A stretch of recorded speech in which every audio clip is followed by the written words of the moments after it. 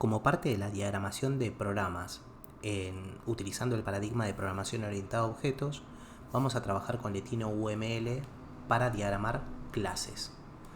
A la hora de diagramar clases vamos a tener que tener en cuenta 4 cosas.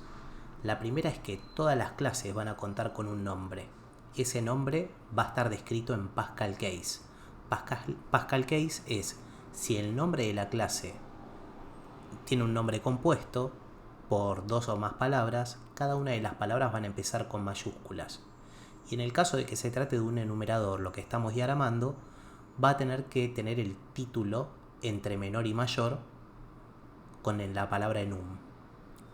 ¿Qué es lo que vamos a utilizar para diagramar clases? En Letino vamos a ver que tenemos diferentes opciones. Generalmente la opción por defecto es esta. Tenemos una opción concreta que es UML Class. UML Class tiene todo lo que nosotros necesitamos. Y este bloque es el que nos va a servir para trabajar con clases. Viene con muchísima información, pero por el momento no la vamos a necesitar, porque vamos a empezar con un ejemplo diagramando una persona. Para eso, una vez que tenemos el bloque que define o declara una clase, lo que vamos a hacer es empezar paso por paso a declarar cada una de las cosas que debería tener esta persona, partiendo de este ejemplo ficticio que nos dice que una persona tiene un ID único, un nombre, un apellido y un teléfono.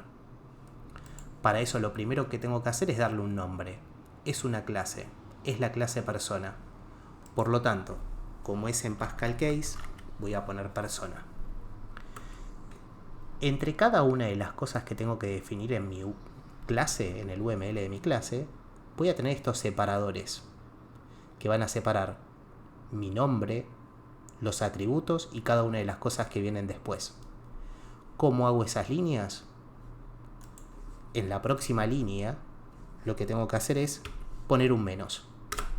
Con ese menos ya tengo una línea de extremo a extremo y separé el nombre de la clase de lo próximo, que lo próximo es los atributos, que siempre se declaran teniendo en cuenta 3 cosas.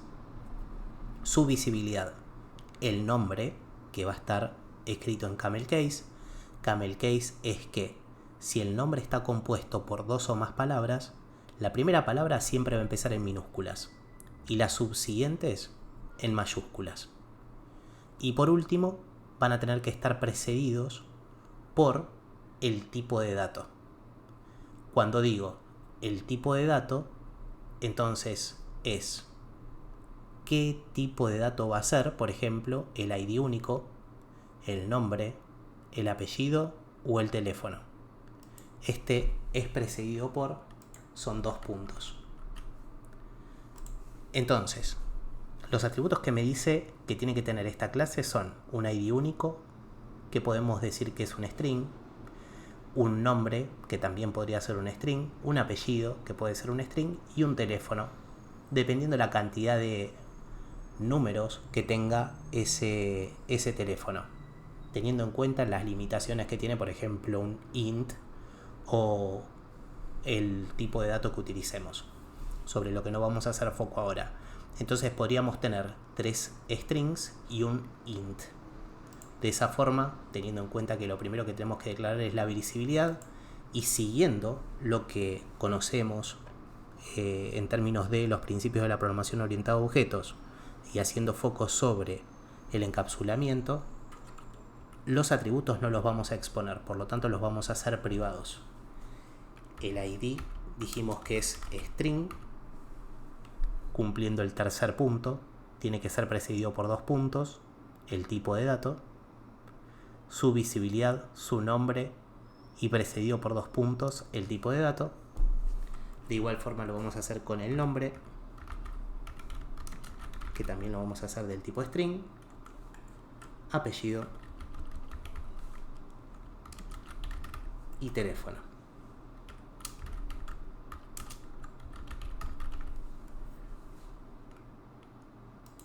Al revés. Teléfono, int. Bien. Ya tengo el nombre, tengo los atributos, Cada uno de los atributos cumple con las 3 cosas que tiene que tener cada atributo. Y por último estarán sus métodos. Los métodos se separan en 2 grupos. En el constructor y en los métodos en general. Pero a su vez, el constructor puede ser por defecto o por parámetro. Un constructor por defecto es aquel que no recibe parámetros e inicializa los valores de los atributos con un dato determinado. Y por parámetro es que recibe por parámetro los datos que va a asignar a cada uno de los atributos. Pero, tanto sea por defecto o por parámetro, todo constructor va a contar con una visibilidad, un nombre y los parámetros que recibe. En ese caso, el constructor de persona, si nosotros hablamos de un constructor por defecto, simplemente va a tener la visibilidad, que los constructores por ahora los vamos a asumir a todos como públicos, y el nombre. En este caso, los nombres siempre van a ser iguales a los de la clase. O sea que yo podría copiarme el título de la clase para no cometer errores y pegarlo.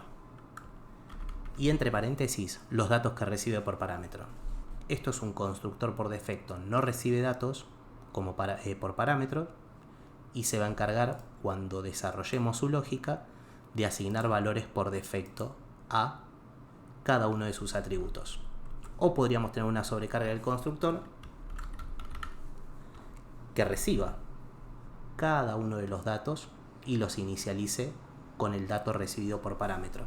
En tal caso, entre paréntesis, lo que deberíamos hacer es mencionar cada tipo de dato que vamos a estar recibiendo. En este caso, recibiría todos los valores por parámetro para asignárselos por medio de un setter, podría llegar a ser. De esta forma, fíjense que estos 3 strings están representados por estos 3 strings y este int representa el del teléfono. Hecho eso, en algunos casos nos podemos encontrar con que el constructor está separado también por una línea. Eso es indistinto. En este caso no lo voy a dejar separado, lo voy a dejar solamente en el bloque de métodos. El próximo método que podríamos definir, y acá lo defino porque lo pongo yo como ejemplo, podríamos tener un set nombre para el nombre que reciba un string y que retorne un void. En este caso, el método en general, que es mi setter, tiene una visibilidad, tiene un nombre, que en este caso no es siempre igual al de la clase, eso es por hacer copy-paste. Bien, ese nombre se define y tiene que representar cuál es el propósito de ese método dentro del programa. En este caso es un setter del nombre. Después, el parámetro que recibe, el setter recibe un string, que es el que va a asignar al atributo nombre, por ejemplo.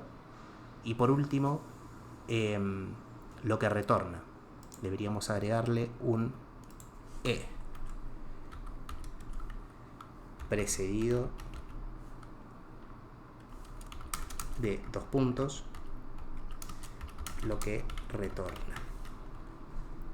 En este caso, lo que estaría retornando este método es void.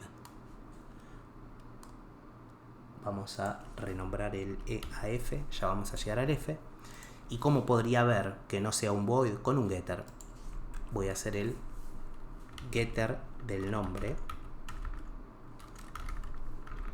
que no recibe parámetros y que lo que va a retornar es un string.